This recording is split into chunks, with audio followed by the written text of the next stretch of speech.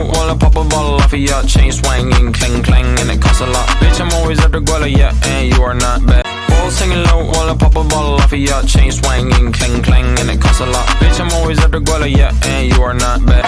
Ball singing low while I pop a bottle off of ya. Chain swinging, clang clang, and it costs a lot. Bitch, I'm always after Guala, yeah, and you are not bad. Singing low while I pop a bottle off of ya. Chain swinging, clang clang, and it costs a lot. Bitch, I'm always after Guala, yeah, and you are not bad.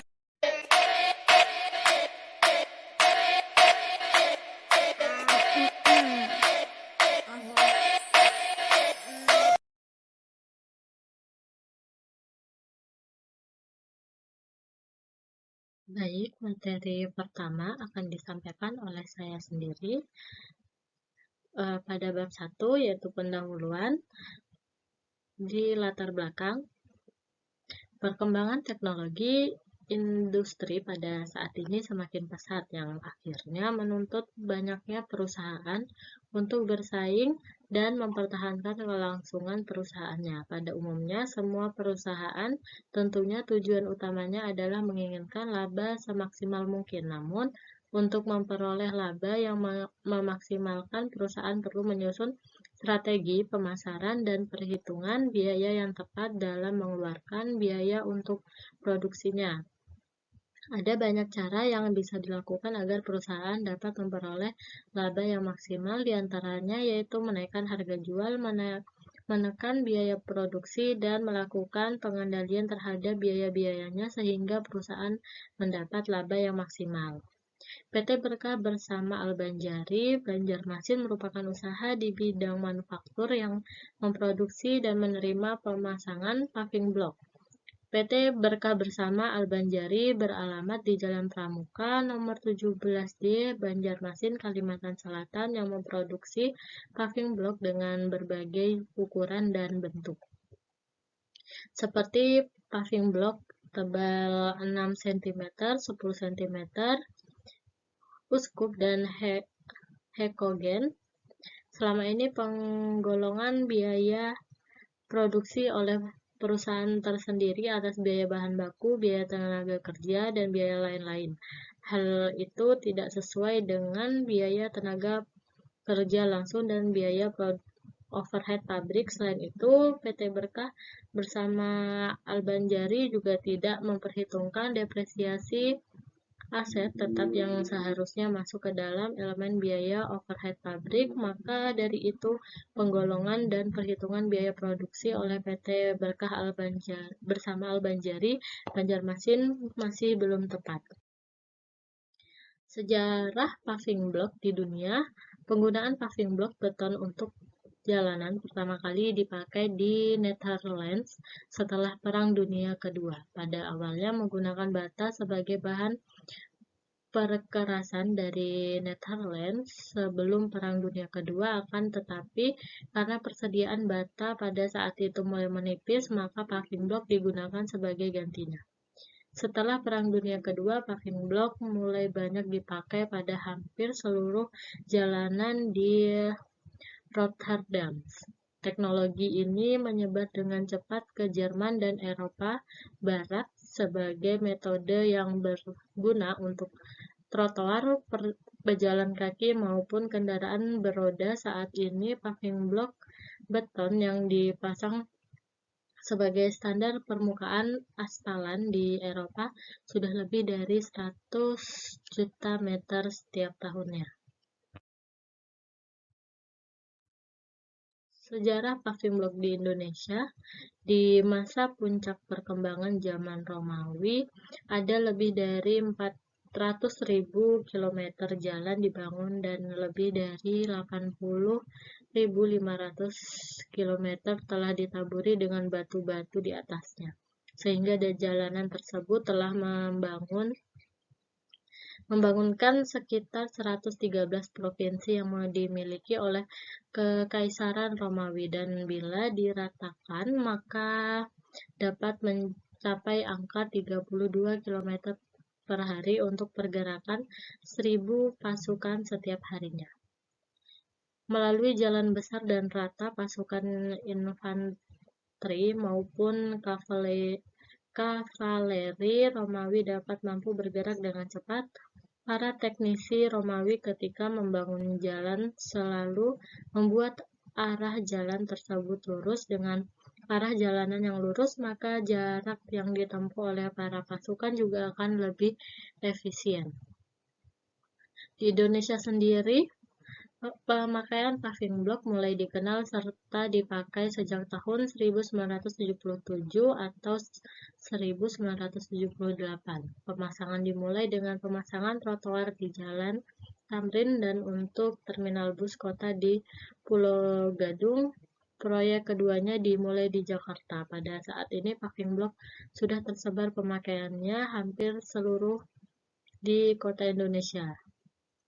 Baik itu digunakan sebagai tempat lahan parkir mal, plaza, hotel, tempat rekreasi, tempat bersejarah, tempat publik untuk terminal, maupun untuk jalan sepetak dan pekarangan jalan lingkungan pada kompleks-kompleks perumahan.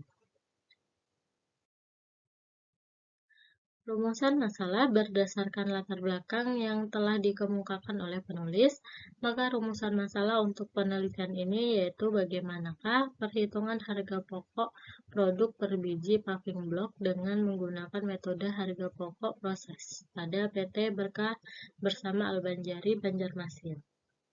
Tujuan penelitian yaitu tujuan yang ingin diperoleh penulis adalah untuk mengetahui perhitungan harga pokok produk per biji paving block dengan menggunakan metode harga pokok proses pada PT Berkah bersama Albanjari Banjarmasin yang sesuai dengan konsep akuntansi biaya. Manfaat penelitian, adapun manfaat dari penelitian ini sebagai berikut.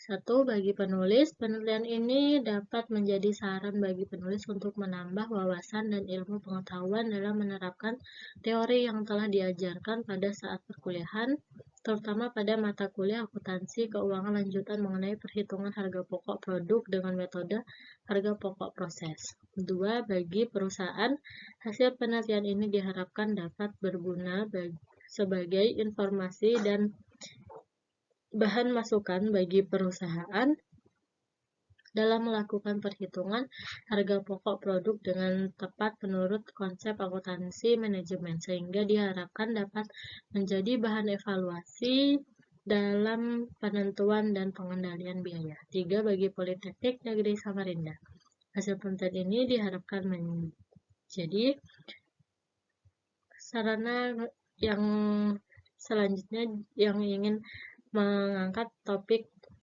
yang akan datang. Bab 2, informasi perusahaan. Di sini ada data perusahaan, yaitu dengan nama perusahaan PT Berkah bersama Albanjari. Alamat perusahaan Jalan Pramuka nomor 17D, Kecamatan Banjarmasin Timur, Kota Banjarmasin, Provinsi Kalimantan Selatan, jenis usaha paving block, dengan nomor sertifikat SNI 0135532006. Data pemilik yaitu Dr. Andes Haji Najmi Al-Ali dengan jabatan Direktur Utama. Data karyawan, ada Sally sebagai administrasi dan keuangan, Budi Utomo bagian pengadukan, Hendra kepala bagian produksi, Rudi Giarno bagian percetakan, Hasan Maulana bagian penyusunan, dan Agus Firmansyah bagian angkut. Struktur organisasi yang pertama ada Direktur Utama, Administrasi Keuangan, Kepala bagian produksi, dan dibawahi dengan bagian pengadukan, percetakan, penyusunan, dan bagian angkut. Denah pabrik paving block yaitu ada di Banjarmasin.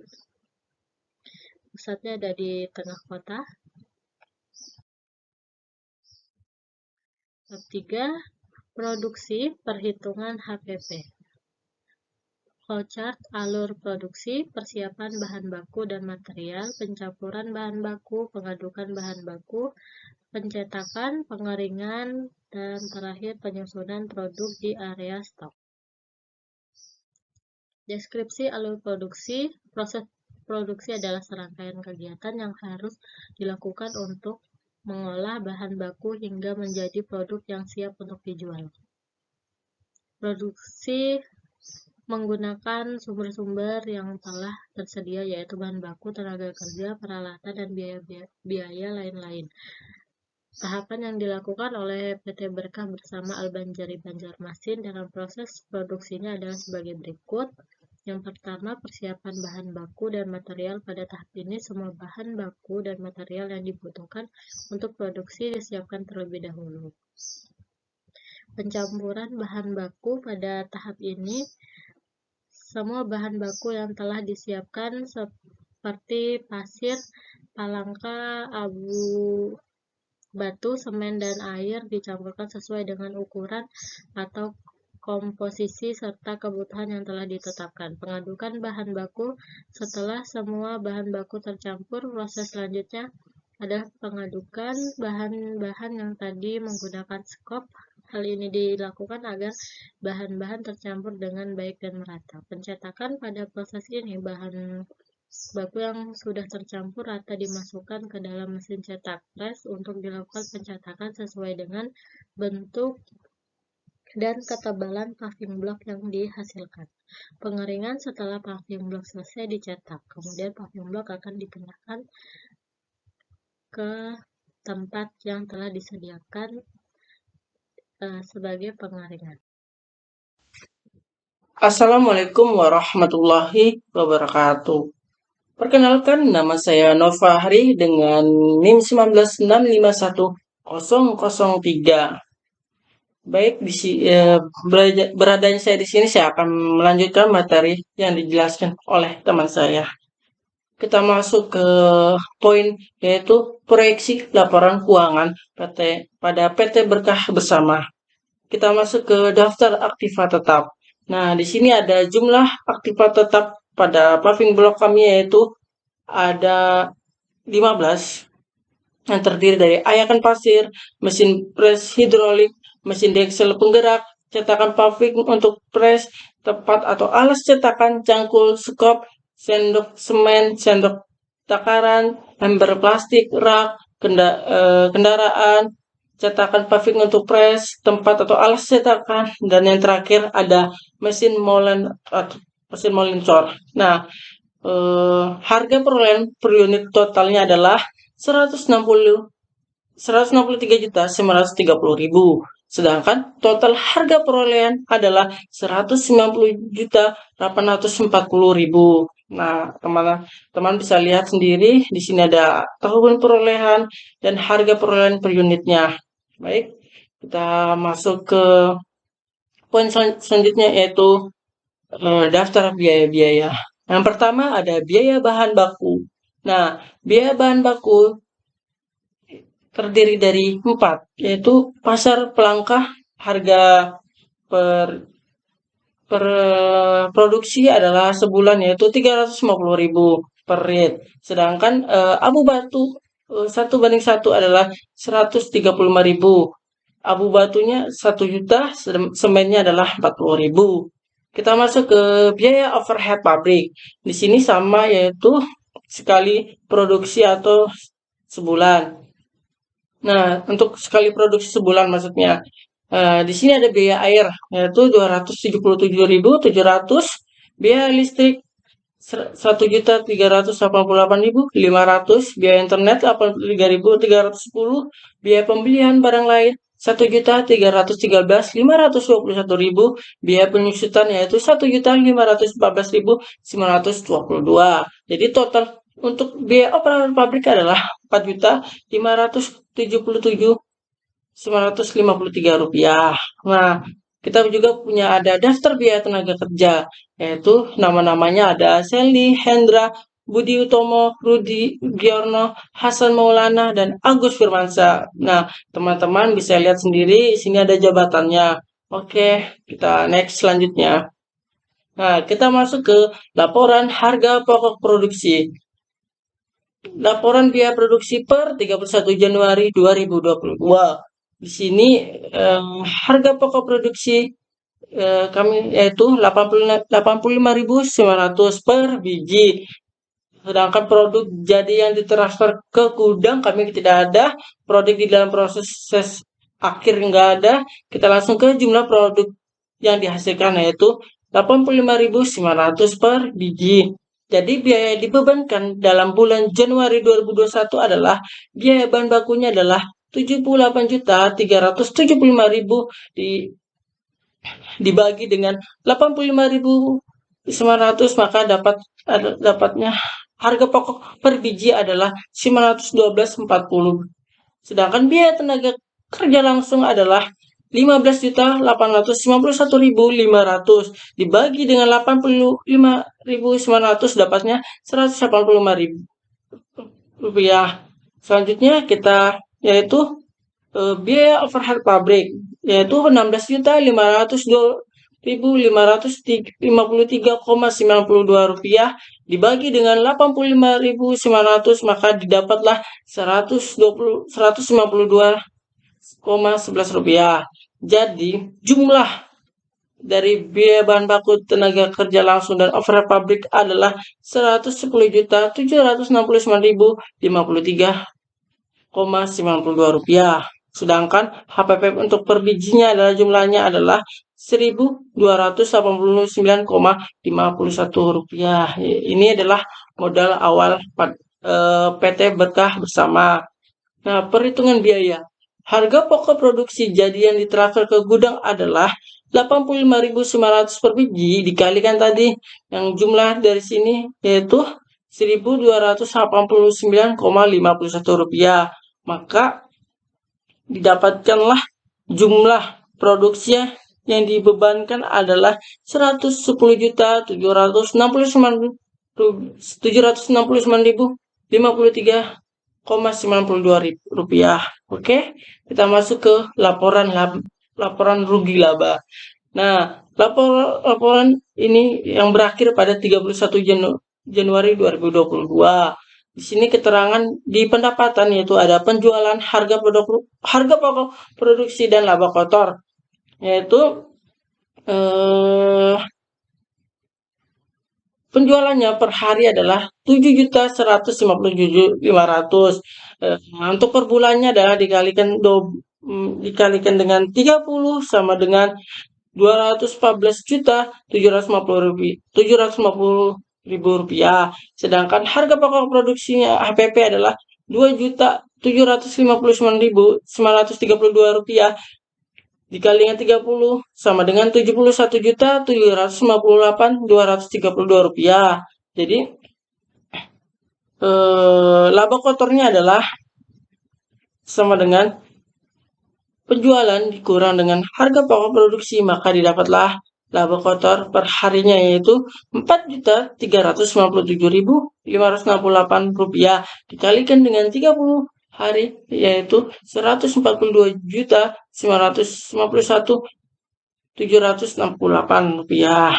Sedangkan biaya-biayanya ini adalah biaya produksi, biaya non produksi, dan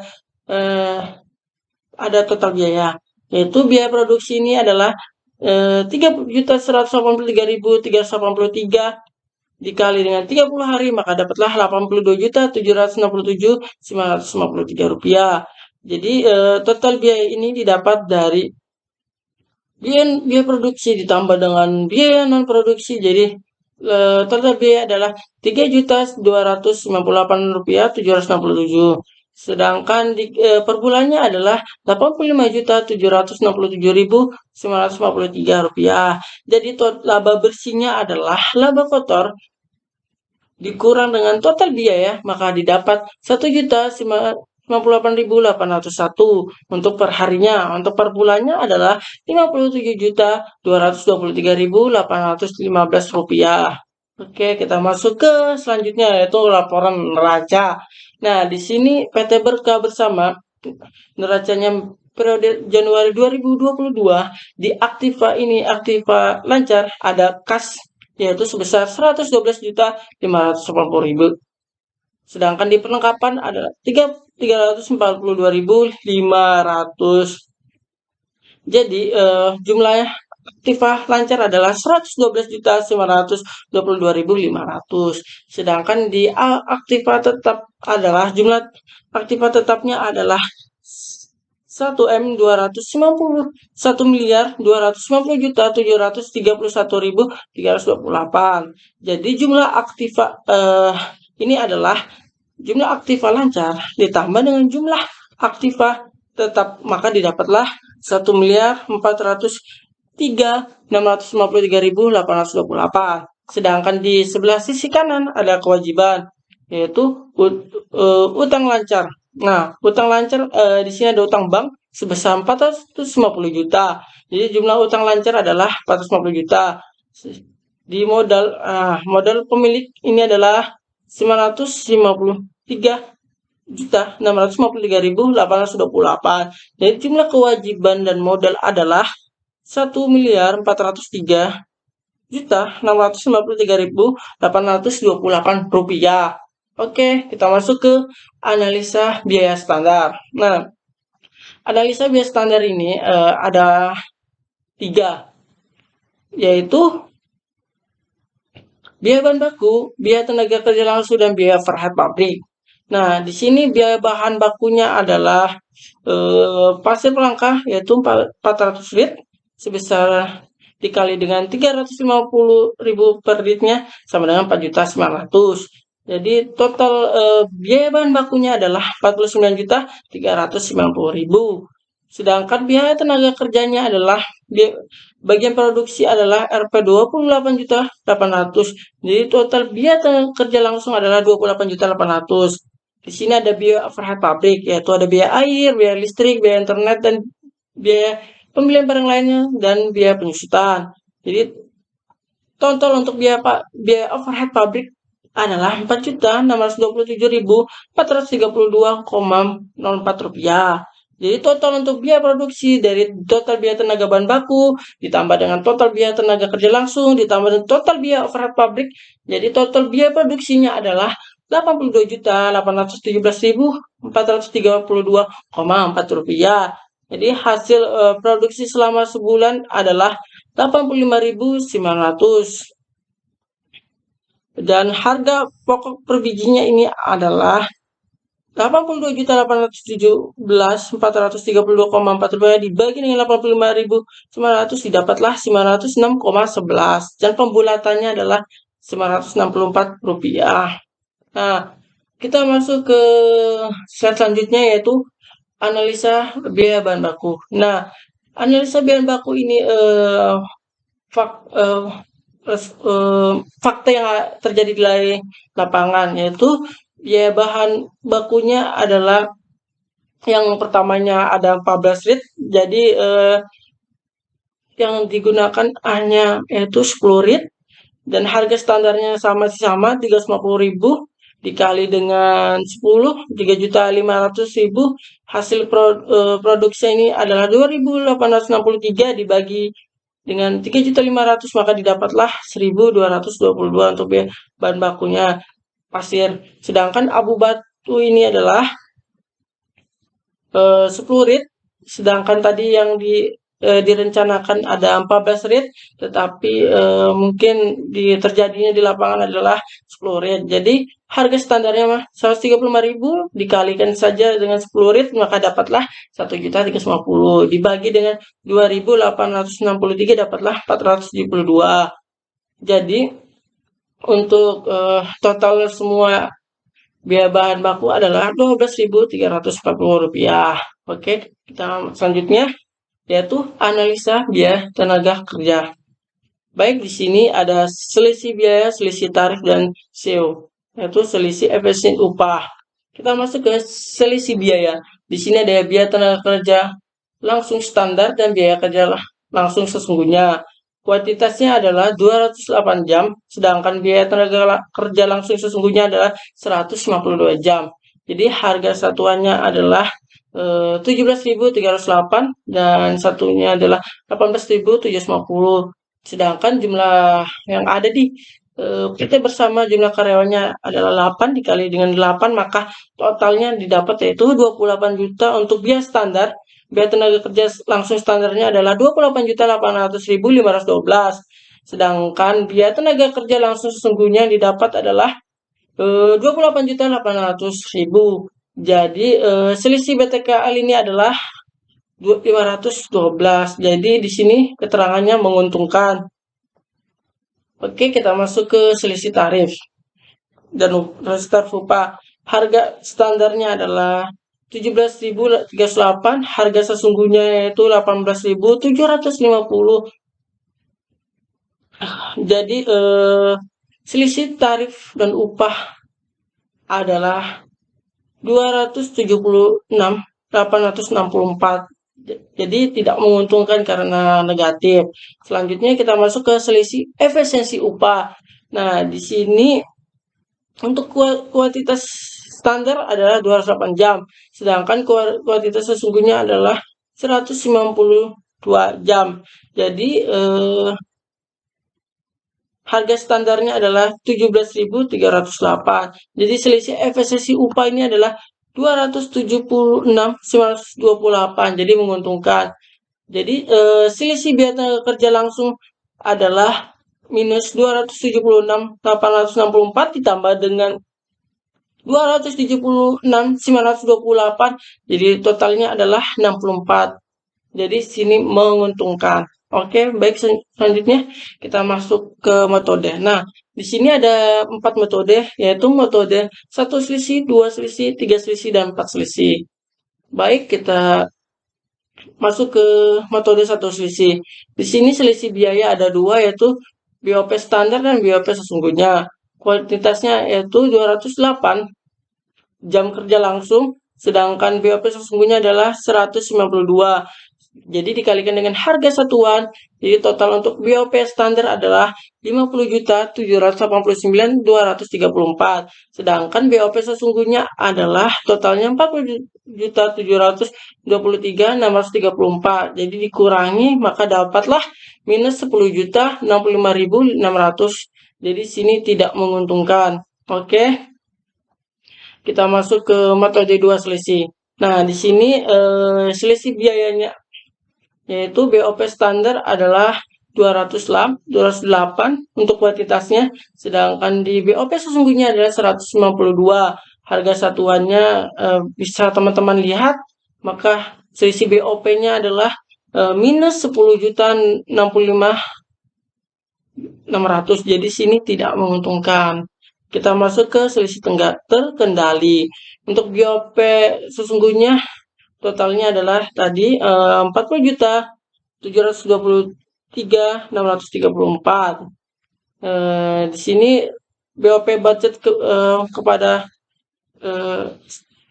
keputusan standarnya adalah yang tetap yaitu 190 jam kerja langsung, dikalikan saja dengan harga satuannya yaitu 111.612, maka didapatlah di sini 21.206.280. Terus untuk variabelnya adalah totalnya yaitu 27.573.938. Di total lah BOP budget tetap sama variabel, maka didapatlah 48.780.218. Jadi untuk mencari selisih terkendali adalah BOP budget pada keputusan standar ini dikurang dengan BOP sesungguhnya, maka didapatlah minus 8.056.584. Tidak keterangan adalah tidak menguntungkan.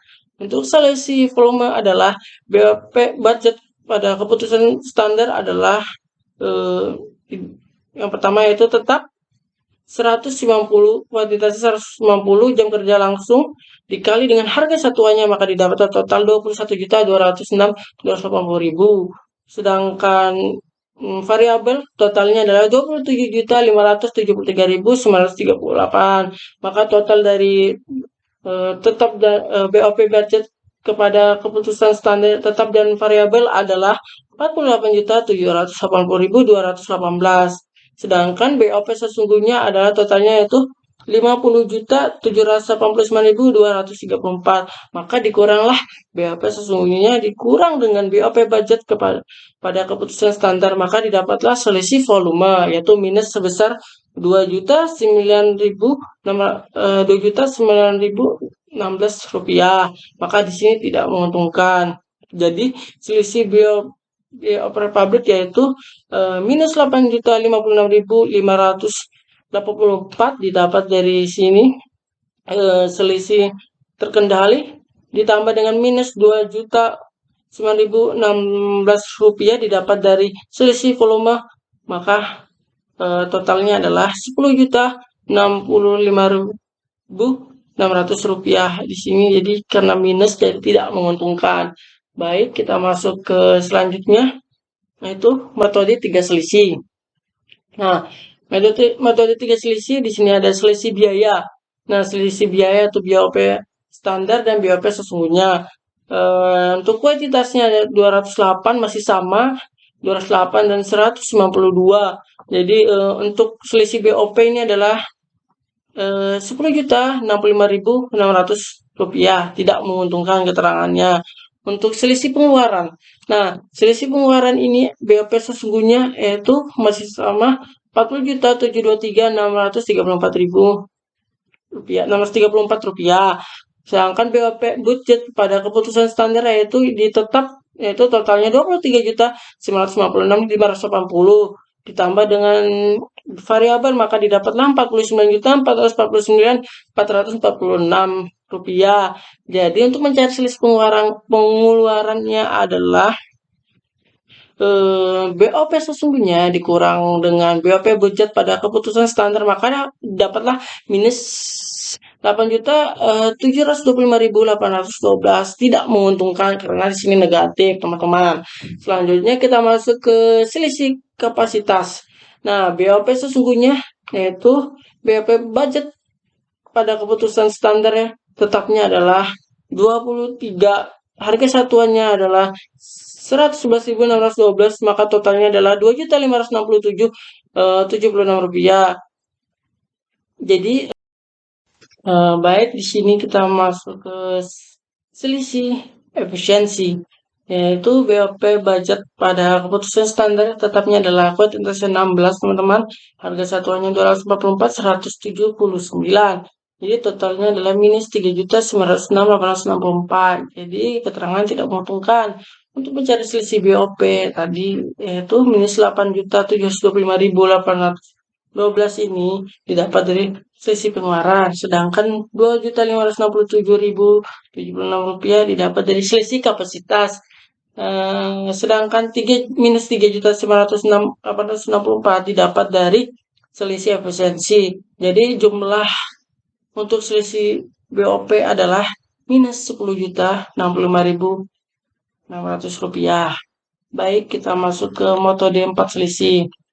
Nah, di sini ada selisih biaya yaitu BOP standar 208, teman-teman masih sama, BOP sesungguhnya 192. Jadi total untuk BOP standar ada 50.789.234 rupiah. Dikurang dengan 40.723.634 rupiah didapatlah 10.065.600, menguntungkan, teman-teman. Habis itu kita masuk ke selisih pengeluaran yaitu minus 8.725.812. Selisih kapasitasnya tadi yaitu 2.567.76 rupiah. Untuk selisih efisiensi untuk variabel yaitu minus 2.121.072.000, sedangkan di tetapnya adalah minus 1.785.792. Jadi maka didapatlah untuk selisih efisiensi adalah 3.906.864. Jadi selisih BOP-nya adalah didapat yaitu 10 juta minus 10.065.600. Oke, kita masuk ke slide selanjutnya yaitu analisa biaya produksi. Nah, biaya produksi standarnya di sini ada biaya produksi standar, biaya produksi sesungguhnya, dan selisih biaya produksi. Di biaya produksi standar yaitu ada biaya bahan baku, biaya tenaga kerja langsung, biaya over pabrik, dan total biaya produksi. Nah, kuantitasnya yaitu ada 546, 208, dan 208 teman-teman. Harga satuannya bisa teman-teman lihat. Jadi untuk total biaya produksi yaitu 160.406.866. Sedangkan biaya produksi sesungguhnya bisa teman lihat, biaya bahan bakunya yaitu ada 504, kuantitasnya, biaya tenaga kerja langsung yaitu 192 per jam, biaya overhead pabriknya ada 152 per jam, maka didapatlah total biaya produksi yaitu sebesar 128.916.665 rupiah. Untuk selisih biaya produksinya, nah di sini ada biaya bahan baku, biaya tenaga kerja langsung, dan biaya overhead pabrik. Untuk biaya bahan baku yaitu sebesar 15.624.401, sedangkan biaya tenaga kerja langsung ada yaitu 7.800.000 rupiah. Jadi untuk total selisih biaya produksi adalah 33.450.201 rupiah. Untuk biaya standarnya adalah sebesar 162.406.866, sedangkan sesungguhnya adalah 128.916.000 rupiah 665.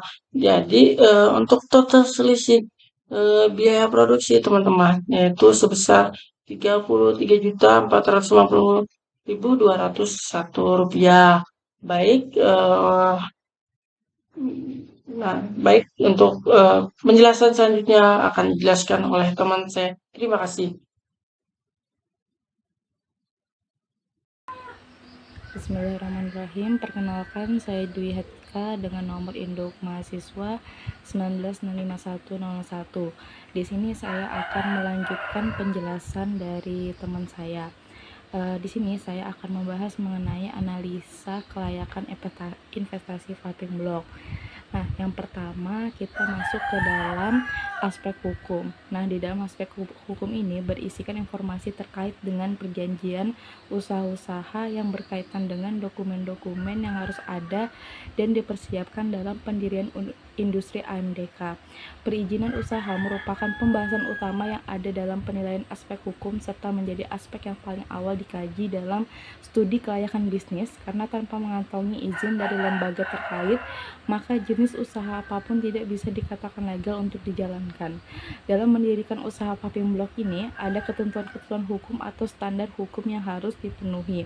Yang pertama, NPWP atau singkatannya dari nomor pokok wajib pajak. Nah, NPWP ini kita di sini harus membuat persyaratan NPWP. Yang pertama, fotokopi akta pendirian badan usaha. Di sini kami sudah memiliki fotokopi akta pendirian badan usaha. Yang kedua, fotokopi KTP pengurus. Nah, pengurusnya di sini bisa dari karyawan ataupun dari pemilik usaha tersebut. Yang kedua, surat keterangan usaha dari kelurahan. Nah, ini juga harus ada agar kita bisa mendapatkan NPWP. Terus itu tuh surat tanda daftar perusahaan. Nah, jadi perusahaan ini kita harus daftarkan. Gitu. Selanjutnya kita di sini mengurus surat izin usaha perdagangan atau yang disingkat sebagai SIUP. Nah, dalam pembuatan SIUP kita harus memiliki yang pertama fotokopi akta pengurus, surat keterangan tempat usaha dari kelurahan yang diketahui oleh kecamatan, akta pendirian badan usaha, fotokopi NPWP, susunan pengurus, dan pas foto penanggung jawab. Nah, penanggung jawab di sini biasanya bisa pemilik usaha tersebut. Selanjutnya kita masuk ke dalam izin mendirikan bangunan atau IMB. Nah, apa sih syarat yang harus dipenuhi dalam suatu perusahaan untuk membangun surat izin mendirikan bangunan yang disingkat dengan IMB. Nah, jadi kita harus mempunyai fotokopi KTP pengurus, kita juga harus mempunyai fotokopi surat tanah. Nah, surat tanahnya itu tuh seperti surat tanah yang dibangunkan usahanya, seperti kantor atau lapangan gitu. Nah, selanjutnya ada fotokopi pembayaran PBB, terus itu tuh ada gambar rencana bangunan. Jadi itu kalau misalkan kita sudah ada bangunannya, ya berarti foto bangunannya aja yang difoto. Tapi kalau misalnya kita belum masih mau rencanakan pembangunannya, berarti kita harus mempunyai desain dari bangunan yang mau kita jadikan usaha.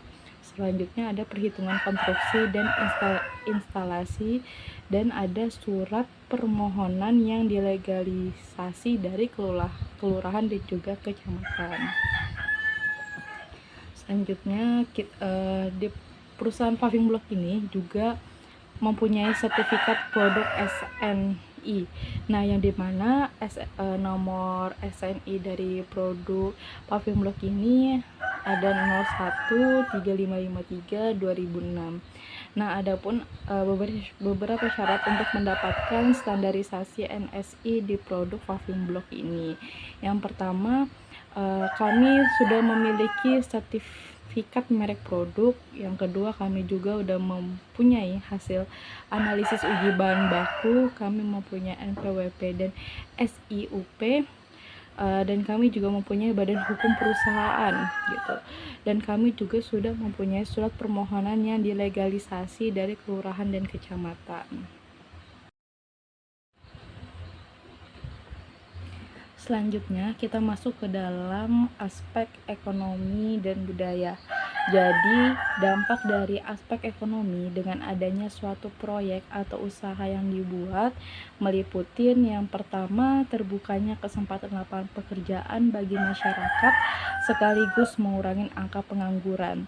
Yang kedua, tersedianya sarana dan prasarana umum yang nantinya dapat berguna untuk masyarakat, banyak juga berguna untuk pemerintah, yang berupa jalan raya, listrik, sekolah, masjid, dan lain-lainnya. Tersedianya beragam produk barang dan jasa di masyarakat, sehingga meningkatnya persaingan dalam menciptakan dan memenuhi kebutuhan masyarakat. Menggali, mengatur, dan menggunakan ekonomi sumber daya alam melalui penggunaan lahan yang efisiensi dan efektif, peningkatan nilai tambah sumber daya alam, membangkitkan lahan yang tidur. Selanjutnya, meningkatkan perekonomian pemerintah seperti pemerataan, pendistribusian, pendapatan, meningkatkan divisi negara, memperoleh pendapatan berupa pajak dari sumber-sumber yang dikelola oleh perusahaan. Selanjutnya, pengembangan wilayah. Nah, di dalam pengembangan wilayah ini berfungsi sebagai meningkatkan pemerataan pembangunan dengan prioritas daerah tertentu, misalkan daerah Banjarmasin.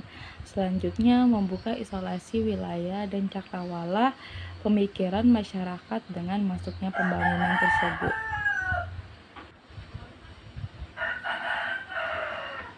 Kita masuk ke dalam aspek pemasaran dan juga aspek pasar.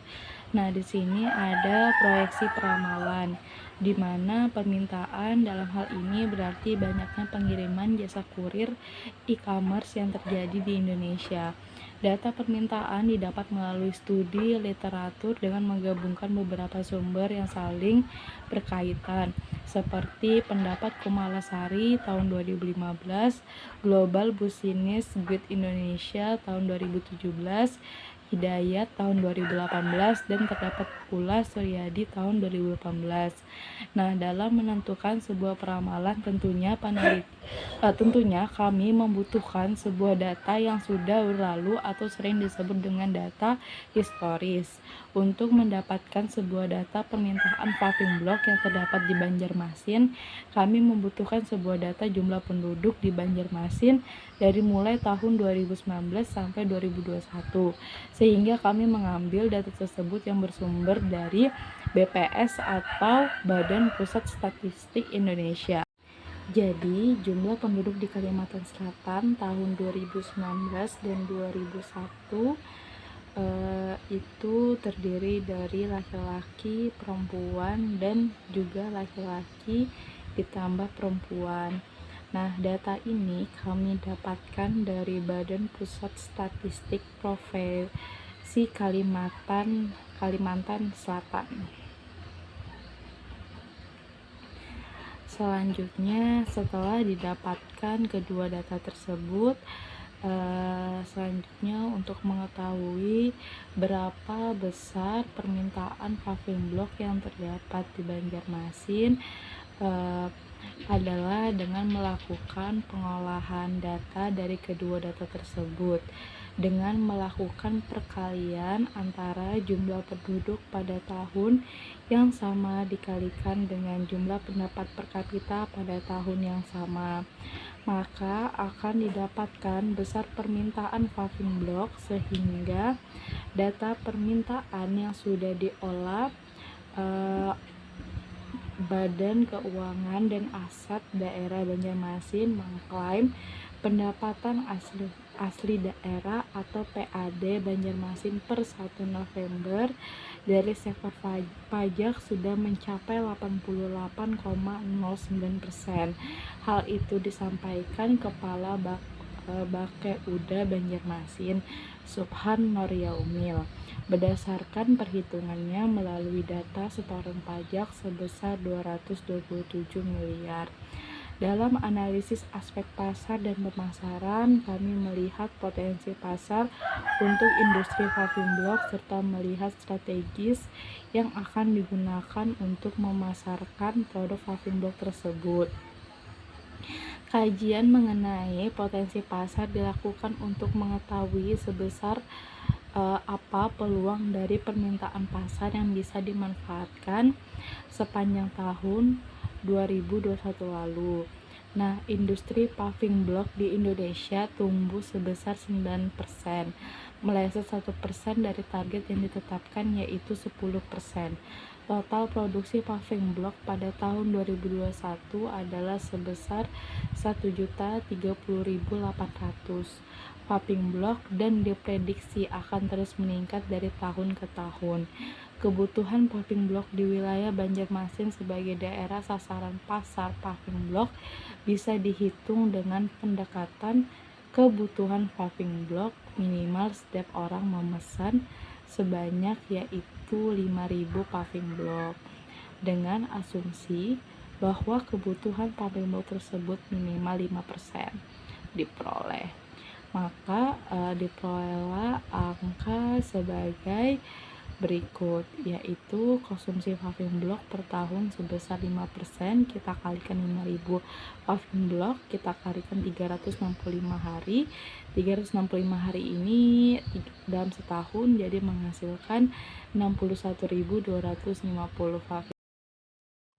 Materi selanjutnya akan dibacakan oleh saya, Dea Umairah, NIM 1965-1022. Selanjutnya adalah segmentasi. Untuk mencapai hasil pemasaran yang maksimal, maka produsen harus terlebih dahulu melakukan segmentasi pasar. Nah, segmentasi ini adalah suatu pemetaan calon konsumen ataupun pasar baik berdasarkan kondisi demografis, kelas ekonomi, pendidikan, maupun gaya hidup. Segmentasi produk paving block ini dibagi menjadi dua. Yang pertama adalah berdasarkan kondisi demografi dan yang kedua adalah berdasarkan geografi.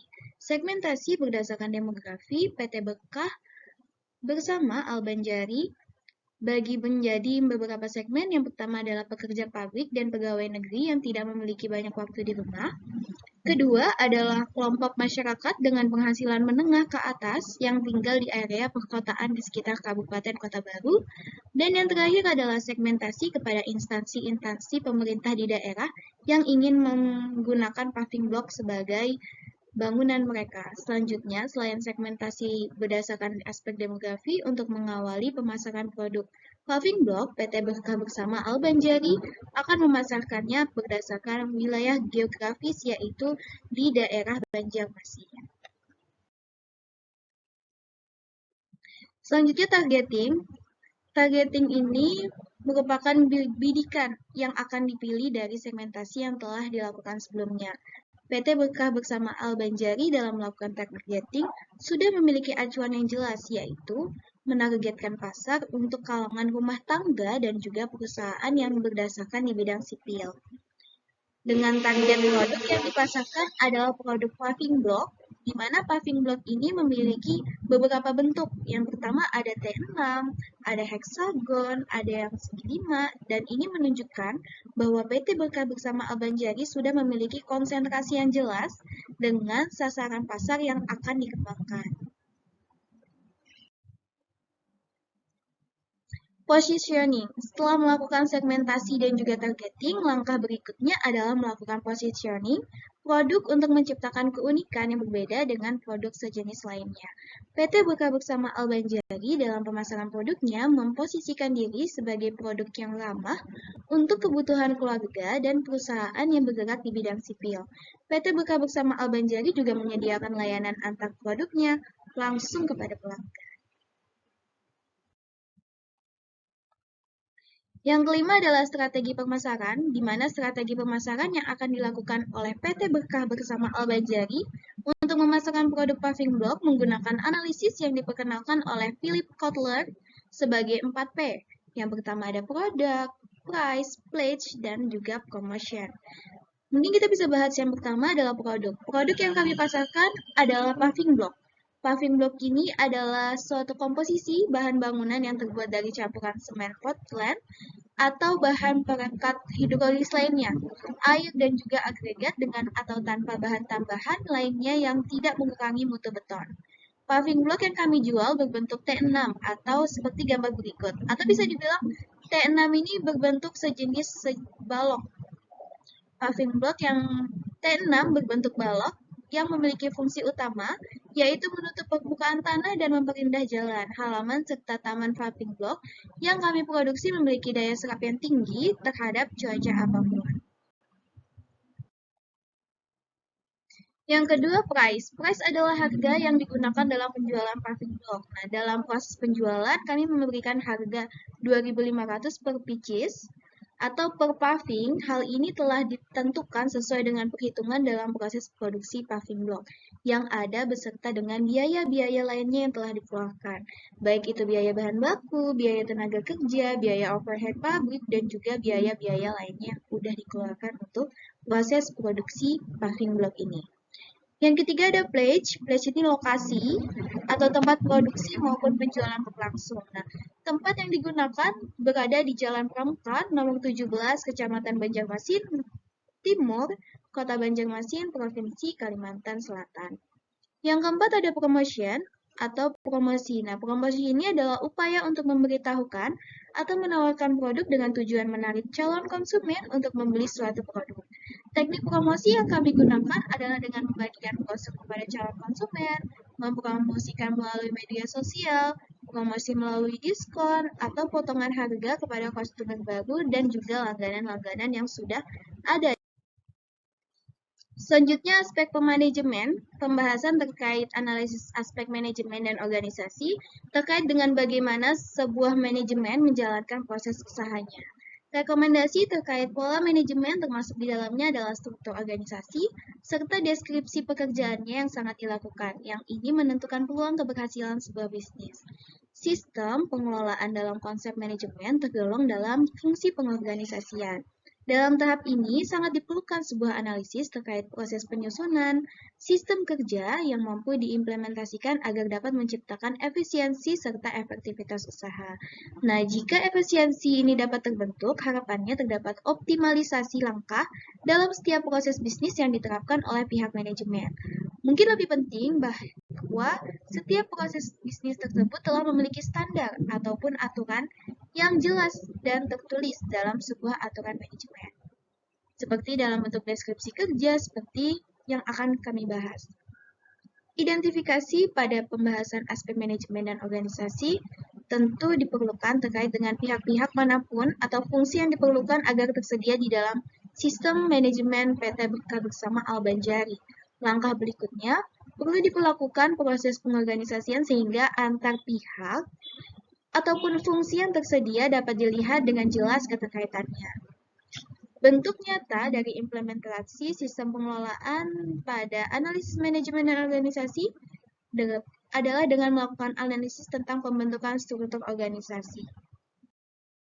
Nah, ini adalah contoh struktur organisasi dari PT Berkah Bersama yang diketahui oleh Direktur Utama Dr. Haji Najmi Al-Ali, bagian administrasi dan keuangan dipegang oleh Seli, kepala bagian produksi dipegang oleh Bapak Hendra, dan bagian-bagian yang diperlukan dalam proses produksi, yang pertama ada bagian pengadukan, bagian percetakan, bagian penyusunan, dan juga bagian angkutan.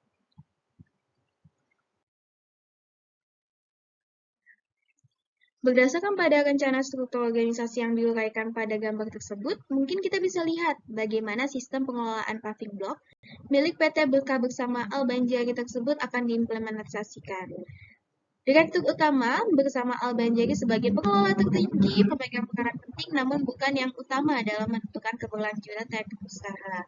Agar memudahkan pemahamannya, mungkin bisa diuraikan secara detail terkait hal tersebut. Yang pertama, Direktur Utama ini tugas utamanya adalah mengkoordinasi komunikator, pengelola, dan juga eksekutor. Sedangkan administrasi dan keuangan adalah orang yang memproses serta mengatur keuangan perusahaan dengan tugas-tugas yang pertama mengarsipkan semua dokumen transaksi, yang kedua menangani serta penerimaan pengeluaran dan juga uang yang ada di perusahaan, yang ketiga membuat, memeriksa dan mengarsipkan faktur-faktur yang ada, dan juga memastikan status hutang maupun.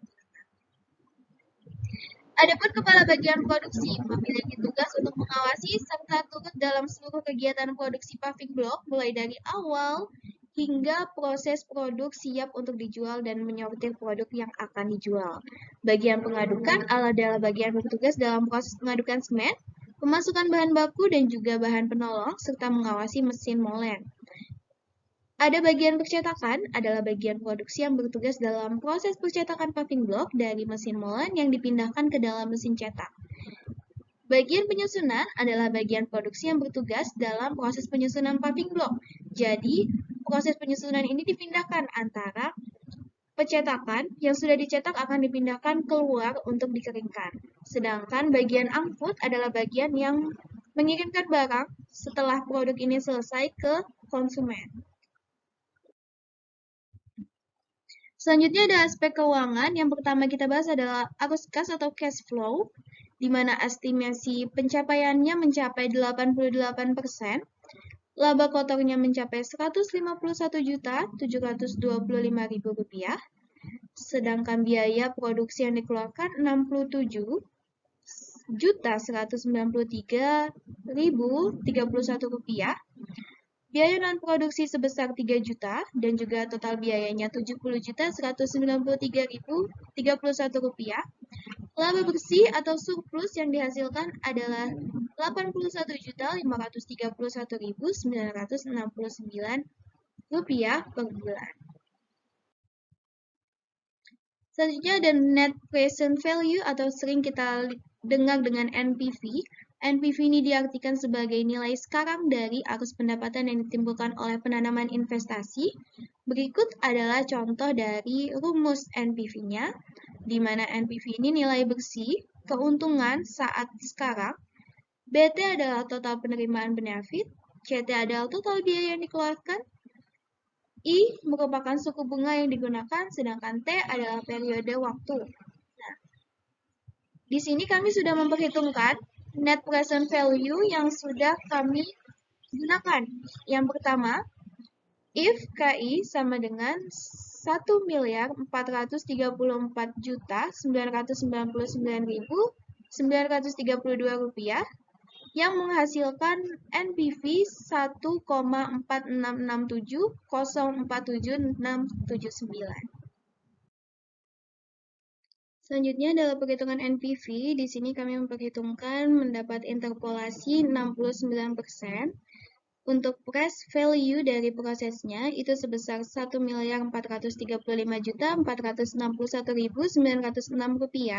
Sedangkan untuk present value dari outlays itu sebesar Rp1.434.999.932. Nah, di sini untuk hasil NPV-nya adalah hasil pengurangan dari present value dari proses dikurangkan dengan present value outlays, di mana menghasilkan NPV sebesar Rp461.974,18.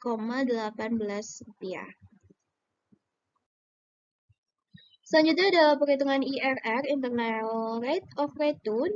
Nah, digunakan dalam menentukan apakah investasi dapat dilaksanakan ataupun tidak. Nah, berikut adalah rumusnya, di mana IRR adalah Internal Rate of Return, I1 merupakan suku bunga NPV negatif positif, dan I2 adalah suku bunga yang menghasilkan NPV negatif. Nah, di sini kami sudah menyatakan, memperhitungkan IRR yang sudah kami olah datanya.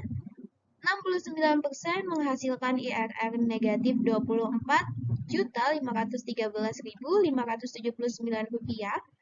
Dan untuk 70% present value of process ini menghasilkan negatif Rp44.242.046. Nah, di sini ada perbandingan selisih bunga antara 69% dan juga 70%, di mana untuk selisih FPV-nya itu sebesar Rp19.288.470,7, sedangkan selisih PV proses itu negatif Rp24.513.576, di mana ini bisa dibagikan antara selisih PV proses dibagi dengan selisih PV dikalikan 1% yang menghasilkan 0,0124. Atau mungkin bisa kita lihat 1,2%. Selanjutnya, payback period. Perhitungan ini bertujuan untuk mengetahui waktu ataupun periode pengembalian dari nilai total investasi yang dikeluarkan pada umur usaha. Usaha ini dikatakan layak jika nilai PV kurang dari umur usaha pembuatan batako. Paving block dan juga bata merah, PP kurang dari umur usaha. Perhitungan payback period dapat dirumuskan sebagai berikut.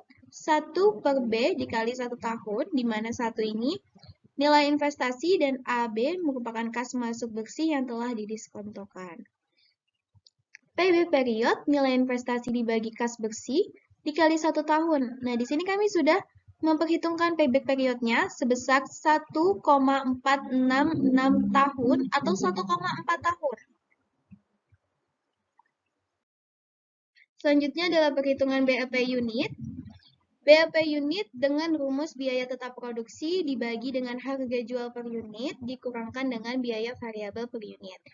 BAP per unit untuk biaya tetap produksinya sebesar Rp28.800.000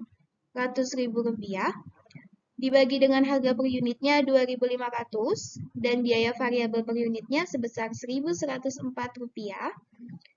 Dan perhitungan ini BAP unitnya sebesar Rp20.637,94 balok.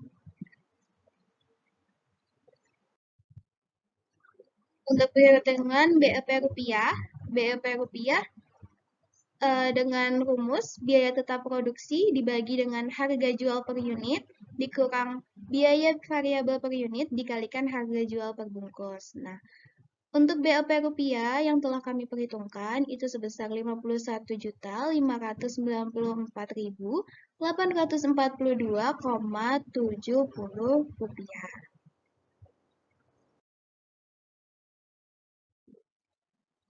Mungkin itu saja yang bisa saya sampaikan. Kurang dan lebihnya mohon maaf. Terima kasih. Wassalamualaikum warahmatullahi wabarakatuh.